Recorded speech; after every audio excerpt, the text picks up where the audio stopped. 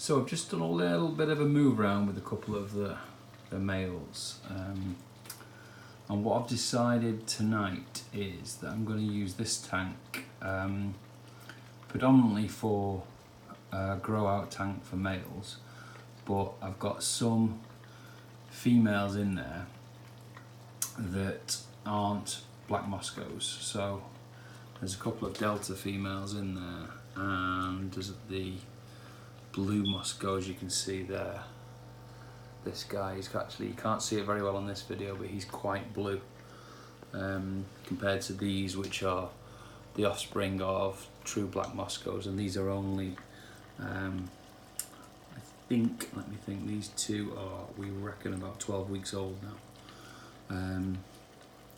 Well, that one there, possibly a little bit older, but this little boy and the one at the back,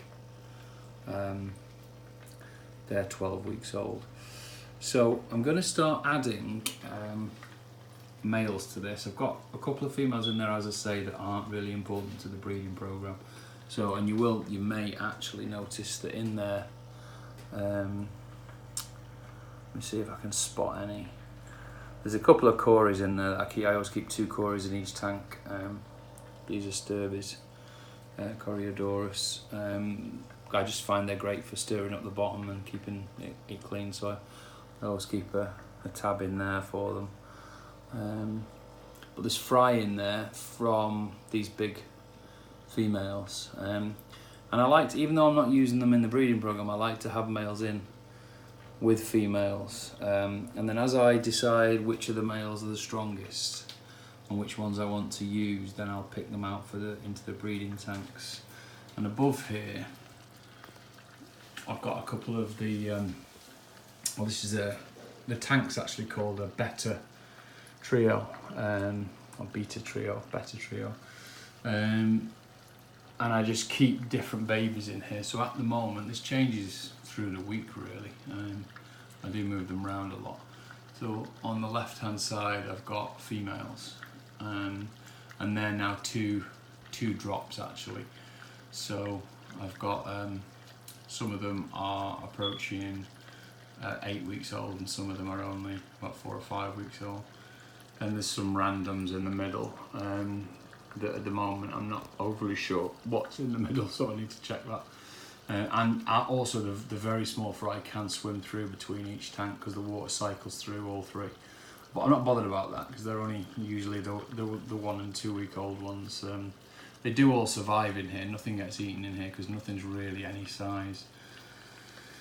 And then the last section here is all males, and any babies that might have swum through, but again I'm not worried about them breeding because they're only very, very young. But again, I haven't lost a single fish, a single fry really that I know of in this tank.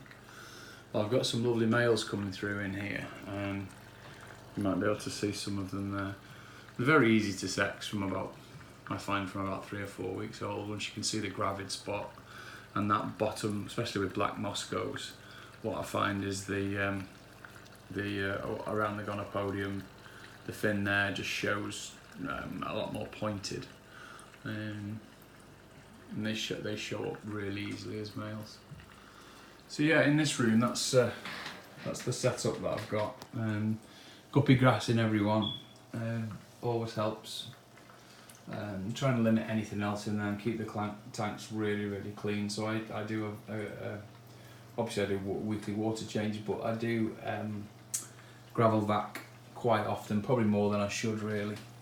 But I'm getting quite a few of these black Moscows building up now, so I'm going to keep showing the mind mapping software that I posted the other night, and I'm going to keep showing how I keep track of all of these different fish.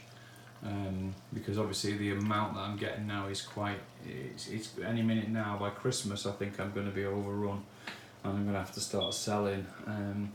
I've got a cull tank that's probably can take quite a few yet, but it's going to get very, very full with these. I've got 3 lines going in, that's before I start crossing the lines back. So I'm going to have to cull heavily, and you know, obviously not necessarily kill, cull, but to take them out of the breeding loop. And any fry in this tank, and again I've seen today there's been 5 or 6 born this afternoon. I'd love to show you. You might be able to see them there at the back, the little tiny ones. They're not going to be in the programme this year at all. So if they grow on, they're just going to go out and go to the local pet shop, or just be sold. They're not going to be used at all. But this one actually, he lost his brother this week. He got some kind of a fin disease, and I just couldn't bring him back. He's already had some kind of a swim bladder problem about a month or so ago, and I got him back from that, and I isolated him and brought him back. And you might see a little bit of white on this one's fin still, so maybe he seems very healthy and his fins are coming back lovely. I could have kept him isolated a bit longer just in case, but he just showed his top fin came up, and he seemed to be going well. So I just thought it was time to bring him back out and get him in here. So, and he's coping really well, and as you can see, apart from the white, which they often get that white at the end anyway.